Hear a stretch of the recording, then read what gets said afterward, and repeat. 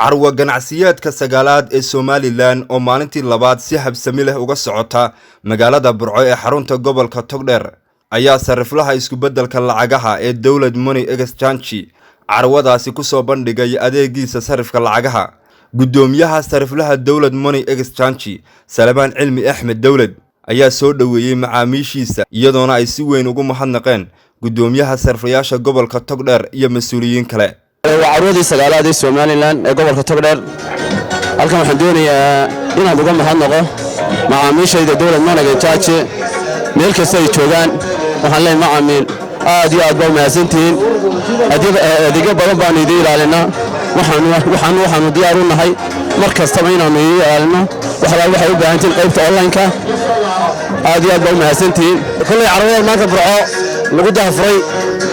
qof qolo shirkada ugu waxba kaga qayb qaadanaysa anagu waxaan ururka wadajir gaar ahaan sariflayaasha ururka wadajir Jamhuuriyadda Somaliland waxaan nahay gobolada bari Allahumma salli ala Muhammad marka halkan waxa jooga Dowlad Money Exchange oo ururka wadajir kamid ah anagu waxaan soo bandhignaa adeegan dadka u hayno oo lacagtan iyo isku beddelka lacagaha qaraad oo dhan ayaan kaga qayb qaadanaa dad sariflayaasha nahay marka waxaan leenahay Dowlad Money Exchange lagu soo dhawaado anagu waxaan horeeyay adeega isku sarifka automatic-ga ayaan u haynaa qaranka Somaliland ninka jooga Sayrac iyo ninka Sanaag jooga iyo ka jooga xeebta doonta saarani iyo ka beerta falaya Dowlad Money Exchange halkaas uu kaga sarifanaya isagoo wata shaqadiisa iyo hawshiisa ayuu kaga sarifanaya marka waa adeeg casri ah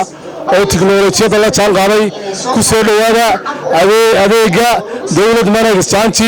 welcome baan leenahay caalamka oo dhan Soomaaliland oo dhan gacmo furan ayaan ku soo dhaweynaa haddaanu nahay maamulka wadajir ee Jamhuuriyadda Somaliland Cabdirashiid Timir Home Cable TV